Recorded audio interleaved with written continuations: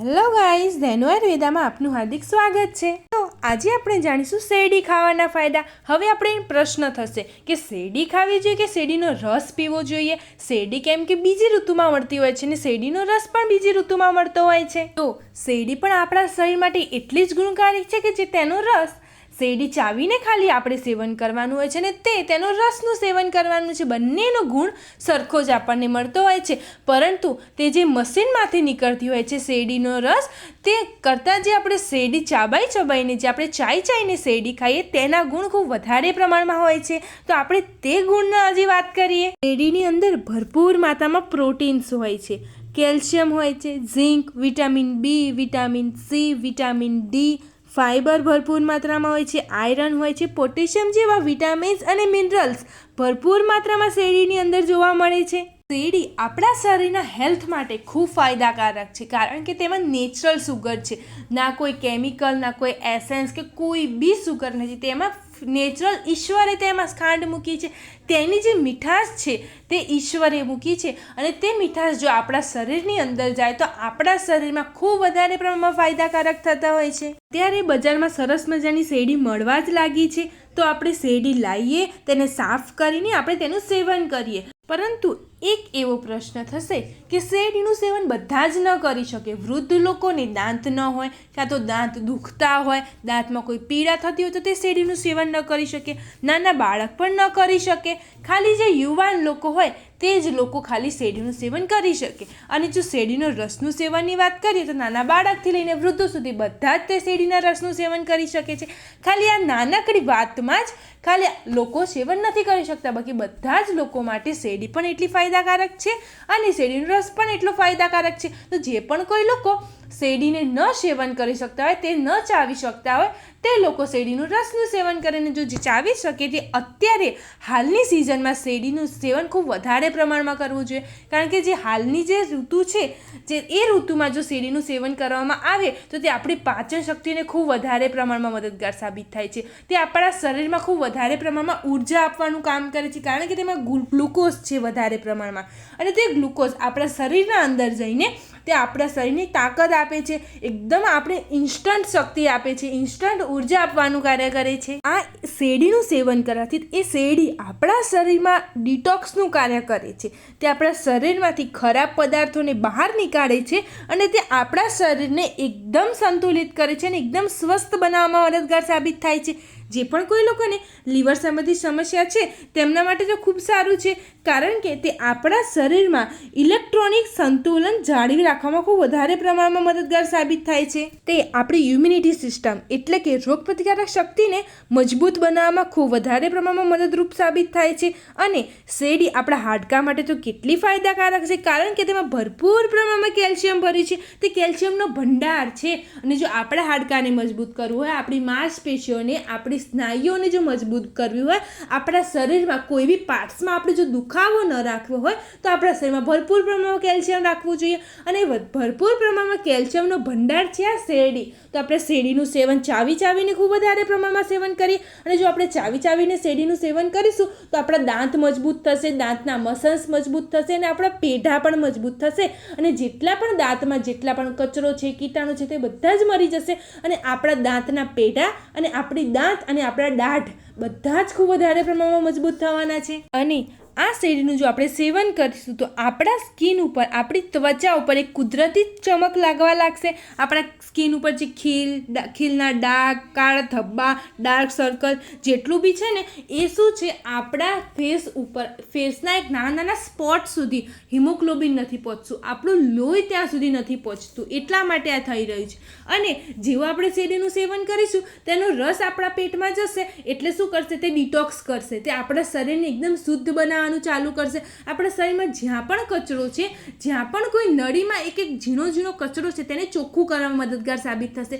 તે આખા બોડીને એક ડિટોક્સ કરી નાખશે, આખા બોડીને તે સાફ કરી નાખશે, અને આપણા સ્કિન ઉપર એક ગ્લો આવશે, કારણ કે તે નેચરલ સુગર છે, અને નેચરલ સુગરથી આપણી સ્કિન એકદમ ગ્લોઈંગ થશે, અને આપણી સ્કિનમાં જેટલા પણ ડાઘા છે, ડાઘ ધબ્બા છે, ડાર્ક સર્કલ છે, પિમ્પલ્સ છે, તે બધા જને મટાડવામાં ખૂબ વધારે મદદગાર સાબિત થશે। અને જે પણ કોઈ માતા બહેનોને જેમની માસિક સંબંધિત સમસ્યાઓ છે તે માતાઓ બહેનો માટે આ શેરડી રામબાણ બનવાની છે, કારણ કે જે પણ કોઈ માતાઓ બહેનોને માસિક સંબંધિત ખૂબ વધારે પ્રમાણમાં દુખાવો થતો હોય, ખૂબ વધારે પ્રમાણમાં બ્લીડિંગ થતી હોય તો તે બધા જને મટાડવા શેરડી મદદગાર સાબિત થશે. આપણે શું કરવાનું છે, શેરડીને ચાવીને તેનું સેવન કરવાનું છે અને તમે રિઝલ્ટ તમે જોઈ જ શકશો કે તમને તરત જ તેમાં રિઝલ્ટ જોવા મળશે અને તમે તરત જ તેનો દુખાવો પણ મટી જશે અને બ્લીડિંગ પણ ઓછું થઈ જશે. આ શેરડી આપણી આંખો માટે ખૂબ સારી છે, કારણ કે અત્યારે લોકોને શું થાય છે, નાની જ ઉંમરે ચશ્મા આવી જતા હોય છે, ઝાંખાસ આવી જતી હોય છે અને તેના લીધે ચક્કર આવતા હોય છે. તો જે પણ કોઈ લોકોને આંખો ખૂબ વધારે પ્રમાણમાં લાલ થતી હોય, જે પણ કોઈ લોકોને નાની ઉંમરે ચશ્મા આવી જતા હોય અને જે પણ કોઈ લોકોને લાગતું જ હોય કે મને આંખો ખેંચાય છે અને ચશ્મા આવી ગયા છે અને ખૂબ વધારે પ્રમાણમાં આંખોમાં બળતરા થઈ રહી છે, તે બધાએ શું કરવાનું છે, આ સિઝનમાં શેરડીનું સેવન ખૂબ વધારે પ્રમાણમાં કરવાનું છે. એવું નથી કે શેરડી લાવીને આજને આજ બધી ખાઈ જ જવાની છે, નહીં. વધારે પ્રમાણમાં સેવન કરશો તો પછી તમારા શરીરમાં વધારે પ્રમાણમાં પાચન સરખું થઈ જ નહીં શકે. તેનું સેવન શાંતિથી ને ધીમે ધીમે લાંબા દિવસો સુધી કરવાનું છે. જે પણ કોઈ લોકોને નાકમાં નસકોરી ફૂટતી હોય છે તેમના માટે પણ ખૂબ સારું છે. તે લોકોએ શું કરવાનું છે, નસકોરી લોકોને ખૂબ વધારે પ્રમાણમાં નાકમાં નસકોરી થતી હોય, નસકોરી ફૂટતી હોય છે, તે લોકોએ શેરડીનું સેવન કરવાનું છે. તેનાથી પણ તમને ખૂબ વધારે પ્રમાણમાં લાભ થશે. જે પણ કોઈ લોકોને વાયુ, પિત્ત, ગેસ, એસિડિટી, કબજિયાત, ખાટા તીખા ઓડકાર આવવા આ સંબંધિત સમસ્યાઓ હોય તો તે લોકોએ શું કરવાનું છે, શેરડીનું સેવન સવારે કરવાનું છે. કારણ કે જો તમે શેરડીનું સેવન સવારે કરશો અને તમારે સવારે તમારું જે પાચન શક્તિ છે એ થોડી વધારે સારી હોય છે. જે પણ કોઈ લોકોને વાયુ, પિત્ત, ગેસ, એસિડિટી, કબજિયાત અને ખાટા તીખા ઓડકાર આવતા હોય ને તે બધા જની પાચન શક્તિ તો પહેલી વાત તો મંદ જ હોય છે અને તે જે પણ કોઈ સેવન કરે તો તેનું સરખી રીતે પાચન પણ ન થઈ શકતું હોય તો જ તમને આ બધા રોગ થતા હોય. તો આપણે શું કરવાનું છે, સવારે ઉઠીને ફ્રેશ થઈને આપણે પાણી પીને પછી આપણે કરવાનું છે, શેરડીનું સેવન કરવાનું છે. આપણે શેરડીને ચાવવાની છે, ચાવીને તેને અડધી શેરડીનું સેવન કરવાનું છે અને શેરડીનું સેવન કર્યા પછી જ આપણે દિવસની શરૂઆત કરવાની છે. તમે જો રોજ ખાલી 1 વીક સુધી આટલું કરશો ને તો પણ તમને ઇન્સ્ટન્ટ વાયુ, પિત્ત, ગેસ, એસિડિટી, કબજિયાત, ખાટા તીખા ઓડકાર બધા જમાં રાહત મળવા લાગશે. કેમ?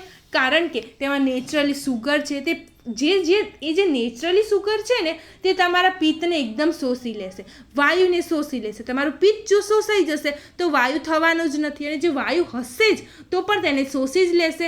અને એસિડિટી શેનાથી થાય? પિત્તના લીધે તમારા શરીરમાં એસિડિટી થાય. હવે એસિડિટીના પછી શું થાય, તમારા શરીરમાં ખૂબ વધારે પ્રમાણમાં વાયુ વધવા લાગે અને વધારે પ્રમાણમાં વાયુ વધવા લાગે તો તમારા જે મળ છે તેને નીકળવા જ ન દે અને પછી તમારા શરીરમાં કબજિયાત થઈ જાય. કબજિયાત થાય પછી શું થાય, તમારા શરીરમાં 80% રોગ તો કબજિયાતના કારણે જ ઉદ્ભવતો હોય છે અને પછી શું થાય, વધારે પ્રમાણમાં કબજિયાત થઈ જાય પછી તમને છે ને જમો એટલે ખાટા તીખા ઓડકાર આવવા લાગે. તો બધાનું મૂળ શું છે, વાયુ અને પિત્ત. અને આ શેરડી વાયુ અને પિત્તને એકદમ શમી જશે, એકદમ શાંત કરી દેશે, તેને ઠંડો કરી દેશે અને ધીરે ધીરે તેને નાશ પણ કરી દેશે. તો આપણે શું કરવાનું છે, એકી સાથે તેનું સેવન નથી કરવાનું. આજે અડધી શેરડી કરી તો કાલે તેનાથી ઓછી કરી તો ઓછી કરીએ.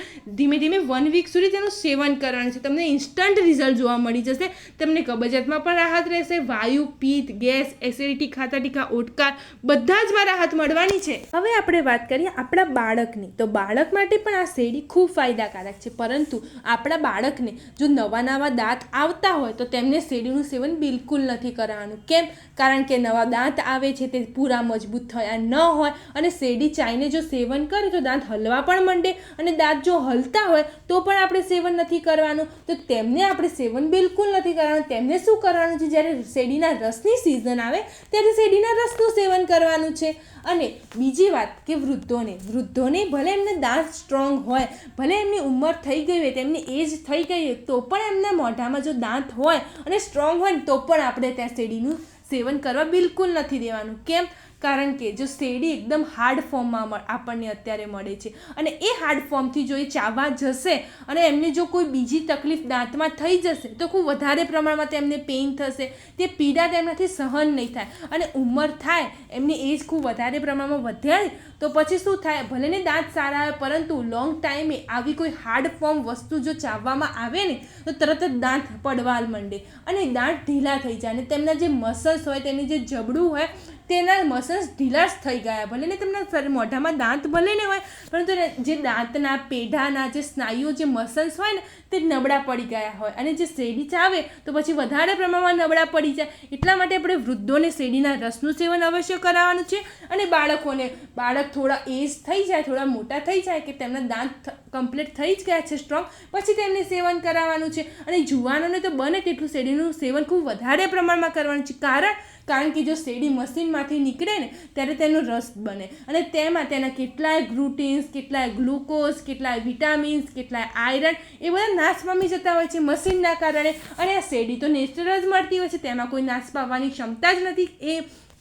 તેનું આપણે સેવન શું કરીએ, તેને આપણે દાંતથી ચબાઈને આપણે તેના રસને આપણે શરીરમાં લઈ જઈએ તો તેના કોઈ નુકસાન નથી. શેરડીના રસના 1-2% નુકસાન હોઈ શકે, કારણ કે તે મશીનમાંથી નીકળે છે.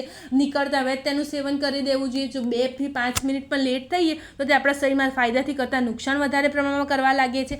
એટલે તેની વાત તો આપણે શેરડીના રસમાં જ કરીશું. શેરડીની રસની જ્યારે સિઝન આવશે ત્યારે જ આપણે શેરડીના રસના ફાયદા કે નુકસાનની વાત કરીશું. તો અત્યારે શું કરવાનું છે, જ્યાં સુધી જે પણ કોઈ લોકોને શેરડી મળે ત્યાં સુધી શેરડીનું સેવન ખૂબ વધારે પ્રમાણમાં કરીએ, અને આપણા શરીરને એકદમ સ્વસ્થ બનાવીએ, એકદમ ઉર્જાશય બનાવીએ, અને આપણે તેનો સ્વાદ માણીએ.